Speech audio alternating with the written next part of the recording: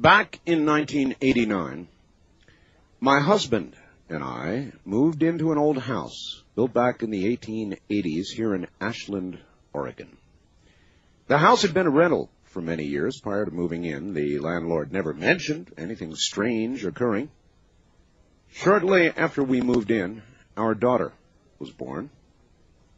She was very ill, was hospitalized for a couple of months.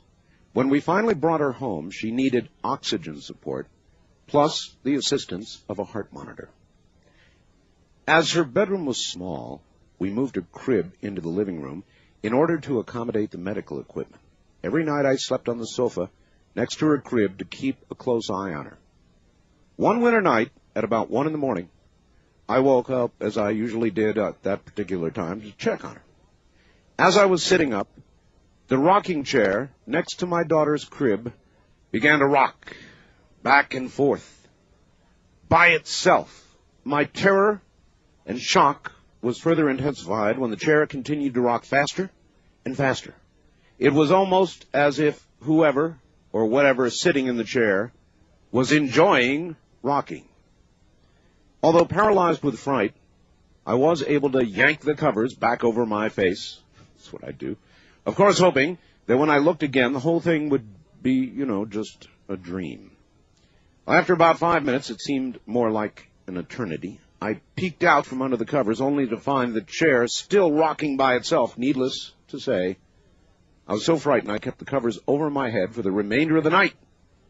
Fortunately, my daughter never did wake up. She slept through the entire episode. Since that night, other explained things began to manifest. After coming home from a weekend trip, my husband and I found our daughter's framed baby pictures standing straight up on their sides, placed on the very edge of the shelf above the fireplace. If the pictures had been moved forward even 1/8 of an inch more, they would have toppled. One afternoon, I was sitting at the kitchen table paying some bills. All of a sudden, my daughter's baby monitor began to pick up strange rustling noises coming from the room where she was taking a nap. The noises sounded as though someone or something was wearing heavy clothing that moved or shifted when they walked. When I went to check on her, I found her sound asleep in the exact position she'd been in when I put her down for a nap. Nothing in my daughter's room could logically explain the odd noise. Since this was the middle of the summer, we had our windows shut, the air conditioner on all day long. My daughter did not have any blankets on her either. When I went back to the kitchen, the monitor began to pick up the same peculiar sounds. Other times, mainly in the evening, my husband and I would see a white mist or a cloud float across the ceiling in the living room above the fireplace. On several occasions, late in the evening, my husband and I would hear the voices of 2 elderly women talking. The voices came from the bathroom. Every time my husband got up to investigate, the voices ceased immediately. To make a long story short, we decided we didn't want to raise our child in this already occupied house. On the very last day we were there, a strong, almost sickening sweet aroma encompassed the area on both sides of the front door. As the day progressed, the smell became stronger, almost to the point that it was nauseating. Interestingly, the current residents have not reported anything unusual, and fortunately, our unwanted house guest didn't seem to follow us to our new home. Sincerely, Sherry in Ashland, Oregon. The above story is true, and she supplies her phone number. That's a haunted house. So there are people that are haunted. There are people who see ghosts. There are ghosts that occupy houses and places of business because they are real. I think a lot of people don't want to believe it, but they are real. I broadcast from Nye County, Nevada. Nevada has an interesting history.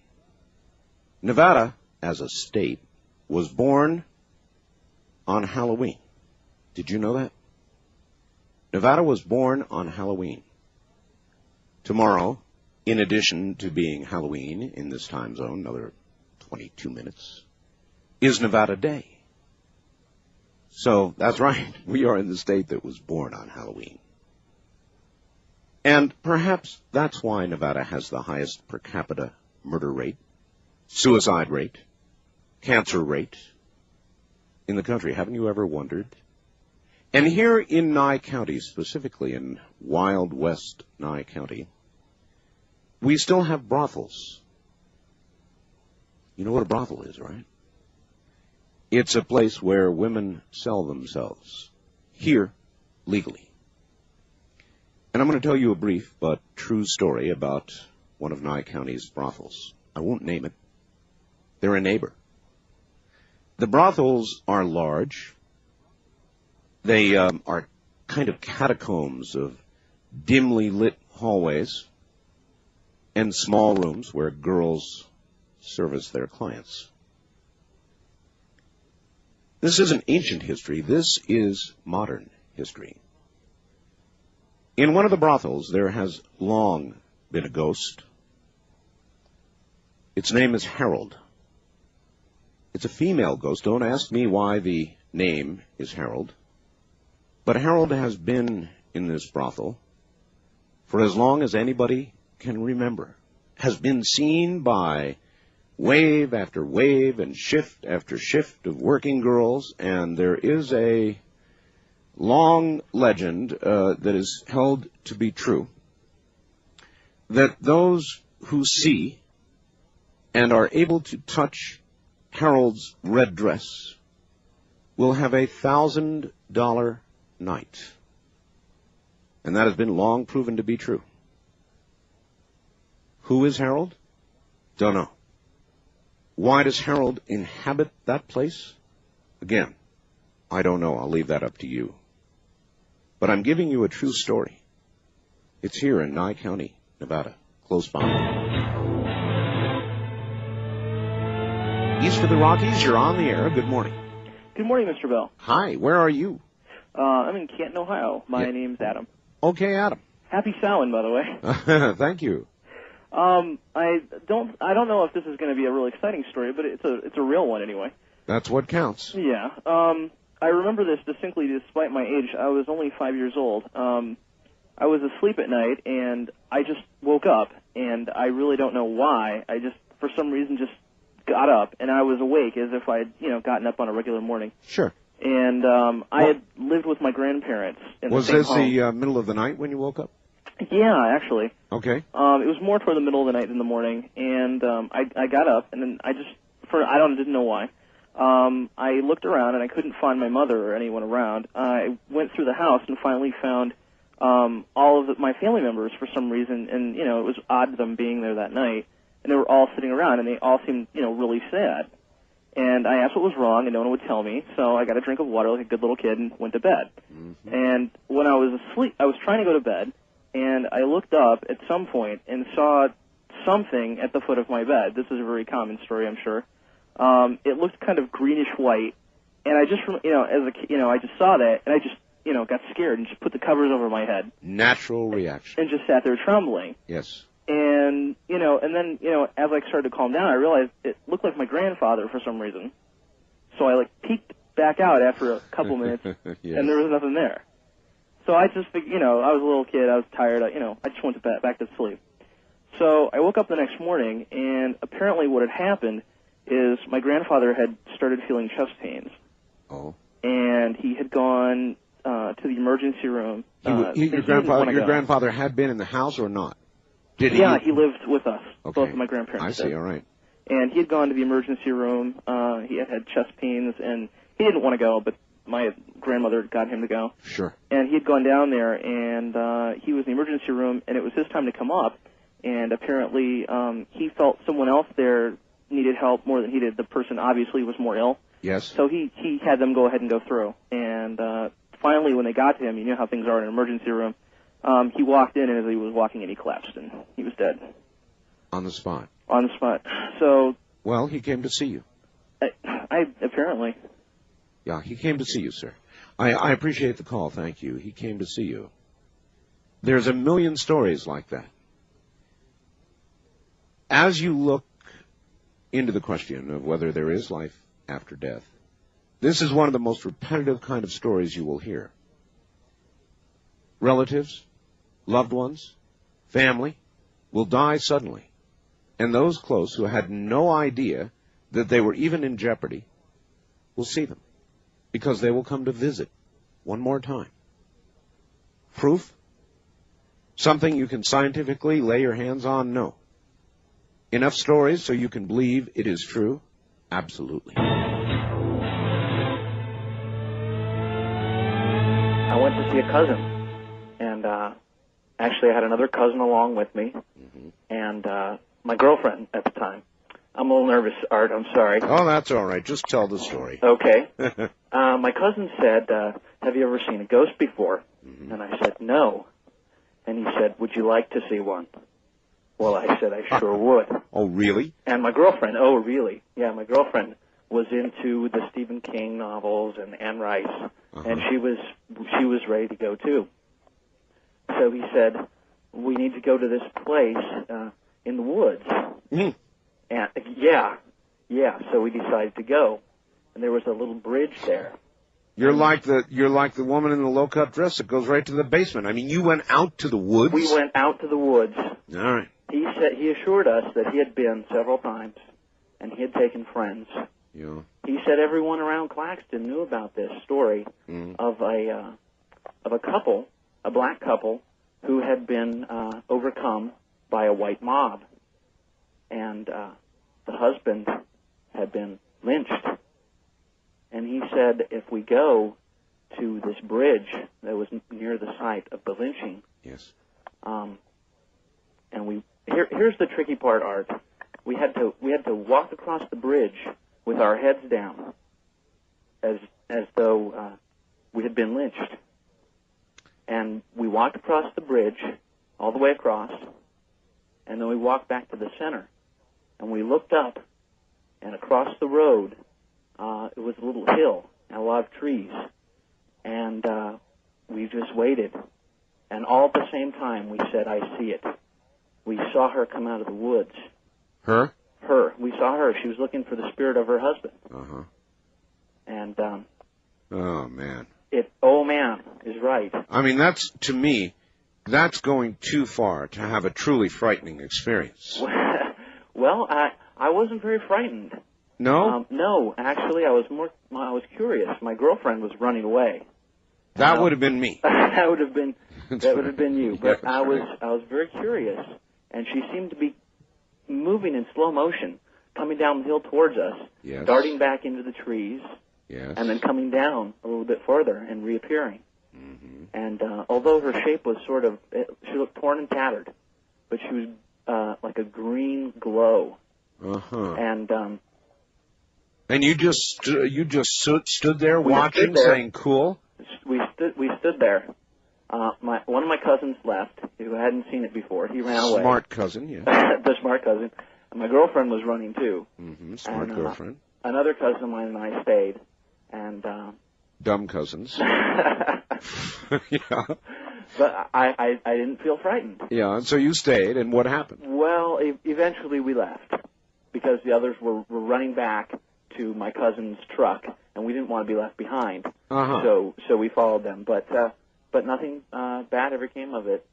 If I ever go back to Claxton, Georgia again, I'll be out on that bridge. You would do that again? I would do that again. Well, maybe it's an IQ problem, basic, you know. Thank you very much for the call. Oh, thank you, Art. Right, take care. Oh my gosh, that's going too far to have too much of a terrifying experience. Wildcard Line, you're on the air. Good morning. Hi, Art. Hello. Hi, this is Diane in Hansford, the one with the frog story. Oh, yes, Diane. Welcome to the show. Well, hello. I have two really good ghost stories. One that happened in a small mining town in Ohio when I was a child. My aunt and uncle had rented a house. The old man that had lived in it was sent off to a nursing home against his will and swore that he would come back. Well, he died in the nursing home. They moved in, and strange things began to happen. They would smell cabbage boiling. They would hear footsteps going down the hallway and the toilet flush in the middle of the night, and, of course, no one was there. Well, I went over to spend the night with my cousins, and my girl cousin and I woke up in the middle of the night to find 2 greyhounds standing in the bedroom with their leashes sticking straight up in the air. Oh, that's bad. We were like 5 or 6 years old. Very bad. So I left. I wanted to go home. What transpired after that was one night my aunt was bathing one of the children in the kitchen sink, and she looked out the back door, and there was a man standing there. And she kept calling to him to answer her. He wouldn't answer her, so she went and got the shotgun and fired point blank through the door. Well, the neighbor guy came running to find out what was going on, and, of course, there was no one there. When she gave the description, he described it as the old man that lived there. The next day, my aunt, why she didn't leave, I don't know, but the next day she had made the comment that she was going to go out and pick the grapes that were on the vines. Yes. And make some jelly. So she got up bright and early to go out and pick the grapes, and they were all withered on the vines. They moved shortly thereafter. I don't blame them. Thank you very, very much for the story. It's easy to say, if I was so scared by something that I would pick up a shotgun and fire blankly through a door, I'd be the hell out of there. But in reality, we have lives. Homes, apartments, places where we live, and deposits, and the real things of life, telephones, mail delivery, a million things that tie us to a place. So what we tend to do is rationalize what has occurred. Explain it away in our own minds so we don't have to do what we really think we ought to do, and that is get the hell out of there. On the other hand, 2 or 3 experiences may be more than enough. You might rationalize 1, but not 2 or 3. It was in Hawaii about 2 years ago. My wife was asleep, and I was out watching one of the shows they have at Waikiki every night. And there was 2 enormous Hawaiian men that just sang like birds. And he was married to this beautiful young woman who would dance. And as I watched this woman during the evening, there was something about this woman that just completely bothered me. It just unnerved me. Something unnatural about the way she danced. And as I watched her, at one point, I had a distinct feeling that I was watching a snake dance. It was just for a second, just kind of like an overshadowing, just something. I understand. And we had this eye contact, and she looked at me like, oh, the secret's out. And I was completely unnerved, and I walked back to the room and fell asleep, and was only asleep for maybe a couple minutes when my wife let out the most blood-curdling scream, jumped out of bed, ran to the door, was clawing at the door, trying to get out of the room. And wait. What was clawing at the door? My wife was. She jumped. She woke up screaming, jumped out of bed, ran to the door of our hotel room, and was clawing at the door on her knees, trying to get out of the room, just screaming, trying to get out of this room. And I brought her up, and she said she came to, and there was something standing over the bed, looking down at her. And it was just a couple of moments later. And I did my best to calm her down, and she went back to sleep almost immediately, almost like if you were talking to someone who'd been walking in their sleep. And in the morning we spoke, and I had the distinct feeling that I had seen this lady dancing, that her familiar or whatever it was she used to do her act, had seen me and followed me back to the room. And the second I'd fallen asleep, this thing had hovered over my wife and woken her up and just... That is truly frightening. It scares me to death just saying it. Oh, well, thank you for bringing it to us. This was the right night. Thank you. Thank you, Art. Bye. Take care. Hey, Art, 2 cousins of mine who are brothers slept in the basement of an old house about 25 years ago. Both were teenagers. The younger was very angry with his father, who was divorced from his wife. One night, the boys drew a pentagram on the basement floor surrounded by candles and tried to raise a spirit to perform some evil act against their father. Well, after a while, with nothing having happened, the boys went to bed. In the basement, there was an anvil that was so heavy the boys together couldn't even budge it an inch. Early in the morning, the boys were awakened by the sound of that anvil scraping across the basement floor. They turned on the lights, and indeed the anvil had moved several feet. Needless to say, they were frightened out of their wits. The elder of the boys never again would go anywhere near the basement. That's from Dennis in Kansas City. I had an experience back in the mid-'70s in a house my new wife and I had moved into. She worked days and I worked nights, so we weren't there at the same time very often. But we both started noticing things when we were there by ourselves where there would be a vibrating noise. We could never quite pinpoint it down. Didn't seem to last long enough to pinpoint it.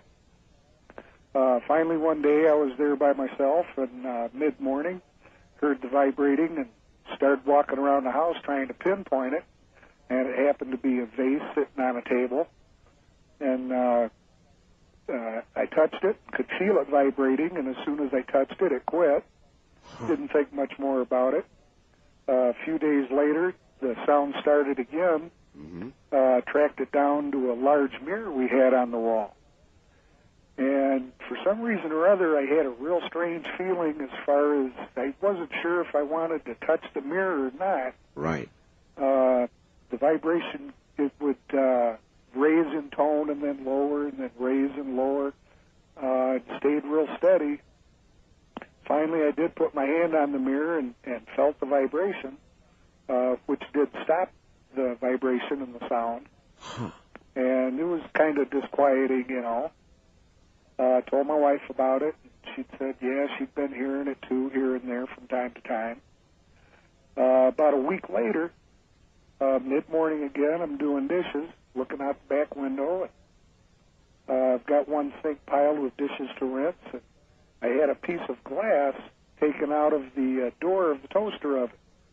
And we had it all washed up and set it over on top of the other dishes. And I was starting to get into the silverware section of it when this vibration started again. It was real soft this time. Walked around the house trying to find out where it was coming from this time. And couldn't quite find it. Went back to the dishes, and all the time still hearing the vibration, real soft and low. Well, now it starts to almost throb, and getting higher and lower and louder and louder. Yes. And all of a sudden, I just realized that the noise is coming from the sink right in front of me where I'm putting these wash dishes to be rinsed. And I'm just kind of looking down at the sink, and it was as if a hammer was just, with all of somebody or something's might, hit the bottom of this piece of glass out of the toaster oven, and it exploded straight up into my face. Oh, my God. There wasn't another dish moved. Nothing else broke. Were you cut? Yes, I did get a little cut on my cheek from flying glass. And what really surprised me was that the kitchen is right off the living room, but there was even glass got into the living room. The force of the explosion was so great. I had to sit down for a while. That really unnerved me. That'll put you on your knees. Yes, it will. That'll put you on your knees. There's no question about it. And after I collected myself a little bit, I went back and looked around the kitchen again, and nothing else was disturbed. I cleaned up the mess, told my wife about it, and she didn't know what to make of it. And the cut on my cheek seemed to take forever to heal, like it was close to a month. Now, I've cut myself shaving before, and it never took that long to heal, you know? Right. What do you think? What do you think happened? Do you have any idea? Well, my own personal thought is that there was a spirit that did this. For some reason or other, was upset with us being at that house. Yeah, it sounds that way. That sounds like typical poltergeist activity, but it's a little malevolent. for a poltergeist. Normally, they do small, insignificant little things, and that sounded pretty scary. Well, the interesting thing is that after it drew blood, it never happened again. Maybe that's what it wanted. If that's what it wanted, it surely did get it. Thank you, my friend. You're welcome. Take care. First time caller line, you're on the air. Hello? Hello? Hello? Yes, hi. Hi, Art. This is Marcy calling from Juneau, Alaska. Well, Juneau, Alaska. Hi, Marcy. How are you? I'm doing fine. My husband and I have just started watching your show, and we enjoyed a great deal. Do you actually sit there and stare at the radio? Well, actually, it's on TV. We have our scanner channel on. Oh, I see. All right. And I have a story that has a very good moral behind it, not to play with a Ouija board. My very best friend used to babysit in a house, and she babysat for years there. The house was always, a warm, happy home. Mm-hmm. And a new family moved into the home, and she was recommended to the family as a babysitter. And she began babysitting for this new family, and the house began to change. It became a very gloomy house. Very odd things would go on. The dog would go crazy at, any time. You think it was because of her? Well, I'll tell you what I think it was after the beginning portion. There was a 2-year-old little girl, and she would go into these trances. She wouldn't, you could stand in front of her and scream, and she wouldn't come out of it, and it would last for quite a while. Oh, that's weird. And I have a 2-year-old myself, and I know that's like impossible. But she would go through these weird things that were going on. The kids would never wake up at night.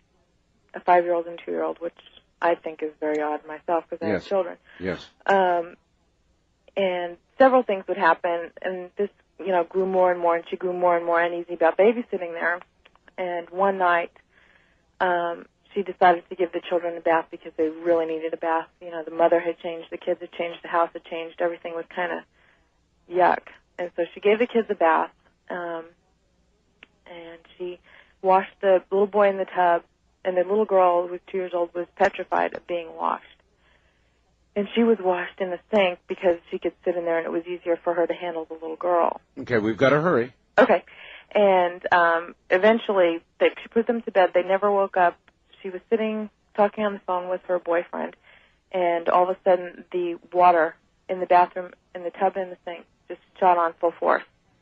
And there was no one in there. And so finally she got the courage to go peek at the bathroom, and the water turned off. You mean right before her eyes? Right. And later on, she found out that the woman had had a priest come in. She never babysat for them again. She told them she's never going to babysit again. A priest had come into the house and blessed the house, tried to rid it of the evil spirit, and there was a Ouija board involved. The woman threw it out the door, but eventually the house became abandoned, and no one had lived in it for, I would say, about 10 years. Story of the babysitter.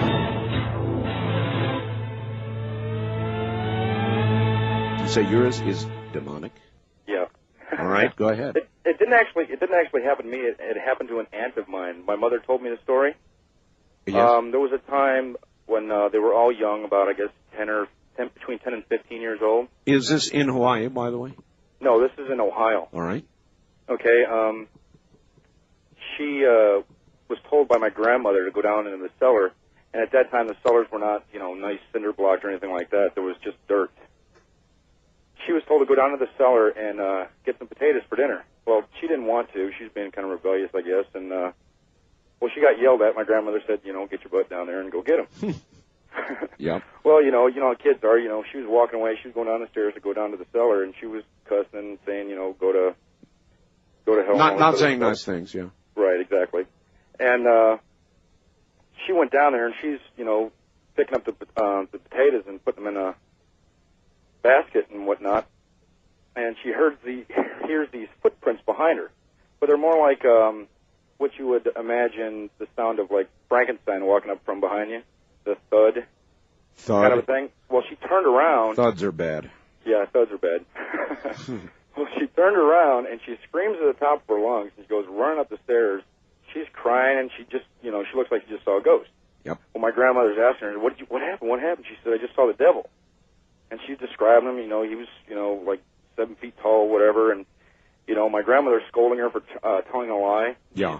She's really very adamant about this. And she said, he was half goat, he had hooves and all this other stuff. Oh, my. They said, okay, well, so they went downstairs to look. They? My grandmother and my grandfather Right. went downstairs to look. Excuse me. And in the dirt and the cellar were hoof prints. Really? This really gets weird. Uh-huh. You can see the hoof prints. They just kind of start, like right, they start at the wall and they kind of go up to right to where she was standing. They turn back around and go right back into the same corner. And there was like half a hoof print between the wall and the dirt. It was like half was there and half was inside the wall. Oh, no. So whatever this was, it hoofed its way right through the wall. Oh, man, that'd be it for me. Yeah, I think so, yeah. God, that's an incredible story. It was pretty bizarre. By the way, Yes, I hope to hear during the night, but there are some very good ghost stories that have and always will be part of Hawaii. Yeah. It's a very eerie place. But that story, that was a good one, sir. Thank you. You have a good day, Art. All right. Hoof marks in the basement. I don't think so. Hoof marks, and then a half hoof mark right at the basement wall. Hi, Art. I've got a true story for you and your listeners. When I was in high school, I met this nice family from overseas who bought a home in our neighborhood. As time went by, they became my friends. Subsequently, they offered to let me actually stay with them rent-free if I would help them fix up another home. I thought it'd be fun, and with the approval of my parents, I did that. What followed was sometimes wonderful, and at other times a truly awful horror. I believe I was somehow warned to leave by a force that bothered everyone but me. I felt protected by something, and I think it may have been my deceased brother who passed a few years earlier.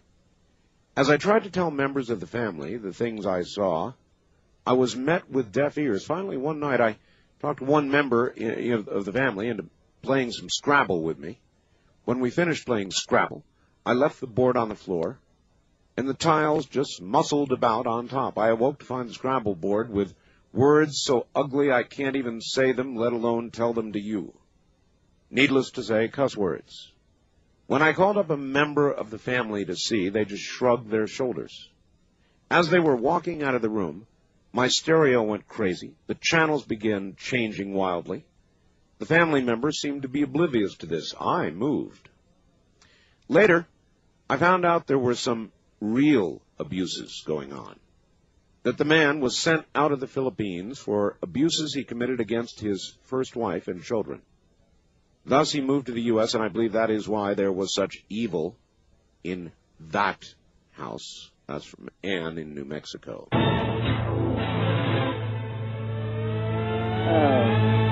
Family recently came into money some time ago, and we bought an old house, and we're restoring it, and my wife started a antique store. And after a while, we got, getting a nice collection going, we noticed strange things happening. Some of the antiques that we would get would end up on the floor or across the room. But the strange thing was, these were children's toys, mostly dolls. Really? And this went on for a while, and then... They were moving by themselves? Well, we'd lock up at the end of the night, and in the morning when we come down, that's where they'd be. Okay. No longer in the place on the shelf. So what did you presume? That you were being broken into or something? Well, we really weren't sure what was going on. We thought maybe we had mice or something, and then my aunt, who does a lot of these, who's into a lot of this, I thought maybe there's something to it. It was all harmless, and then we started hearing a child cry late at night, and we thought it was our daughter. Uh-huh. We'd go running into her room, and there she is, sound asleep. Uh-huh. And then later on after that, some of the toys in her room was being tossed around or misplaced. Uh-huh. And this started getting a little creepy. We moved into a friend's house for a while, and, we'd check in on the shop every morning, and same thing. Daughter's room, what was left, was still being tossed around. And no one was getting hurt. No one, nothing was happening to anyone. So, it was nice and safe. And then after a while, after we'd start, going on with the renovation, we knocked out an old wall, and the repairman said, "Hey, you're collecting antiques. Here's one for you." It was a very, very, very old doll that was blackened, like it was in a fire. And that area behind the wall also looked like it had been in a fire. And so my wife, she's really good about restoring things. She cleaned it up, put in some new eyes, new clothing, and actually set on the shelf. And nothing really happened after that. Everything had calmed down. Maybe you had found the center of it, and you cured it somehow. Well, that's an incredible story. Well, it hadn't dawned on us until we had sold this particular item, and everything started up again. Oh. And so we have been trying to track down this doll to get it back. Oh, now wait a minute. So in other words, you sold that doll, right, as an antique. Right. And the hauntings began again? Right. And now you're trying to get the doll back? Yes, we're desperately trying to find the person we sold it to. Did some research on the house. It really is an old building. It was one of the earlier ones in Kansas City, and it used to be a private orphanage that had burned down. I wish you luck. But short of being able to get that doll back, I think it's time to go on to whatever's next. Sounds like a good plan. Thanks for the call. Well, there's a story for you. Yikes. I thought it was over, but he sold the doll, and now it has returned. Whatever it is, it wants that doll back, and I suspect if it doesn't get it, well, as I said, sir, there have got to be other things for you to do. Yeah, hi, Art. This is Lance from Clam Falls, Oregon. Hi, Lance. Yeah, hi. I got a story I want to tell you when I just got out of the Marine Corps and I lived in Southern California. A friend of mine was getting married, and his wife was from Hanford, California. Uh-huh. And we had to go over there for the wedding. And before we went over there, she said that we had to, we could stay at a friend of her house where she lived when she was a teenager. But she warned us about this one room in this house that was built on by the guy that used to own the house that she used to stay in. And she said that she woke up one night and there was this thunder and lightning going on in the house, and she got really scared, and she got up and she looked outside, and all she saw was a starry sky. So no clouds, no storm, no clouds, no nothing. Thunder and lightning inside the house. Yeah, she saw the flashes going through the windows, and so we kind of took this story like ho hum. Yeah, right, sir. And so me and my friend was in the back room there where she used to stay, and they had like a couch back there and kind of like a game room with a dartboard. Right. And we're standing there throwing darts, and we're talking about, what do you think, Jenny? You think she's had a little too much to drink or something during that night when she saw these clouds and this thunderstorm and stuff? And, yes. And, we're kind of discussing it. And we just got through throwing darts, all 6 of them in the dartboard. My friend went to pull one dart out, and it popped out of the dartboard. And he goes, oh, no. And then, like he didn't get the points or something for the darts. And then he went to pull another dart out, and it fell down to the ground. You mean before he pulled it? Yeah, before he even touched it. He went to reach for it, and this happened all 3 times. All right. So after that, we stood back, and we looked at my 3 darts, and each one of them, one by one, fell down to the ground. And we just went, oh, Right. whoa. Oh, whatever. Yeah, Yes. so we went in, we ran, and we told everybody, and they said a weird thing also happened in that house where they had their speakers set up in this house, and they're sitting there listening to the stereo, and all the speaker wires started flying off the wall and unplugged the speakers. Oh, that's bad. Yeah. Very bad. That's even worse than the darts. Yeah, well, the wedding ended up pretty good, but the marriage didn't turn out too good. The marriage... Because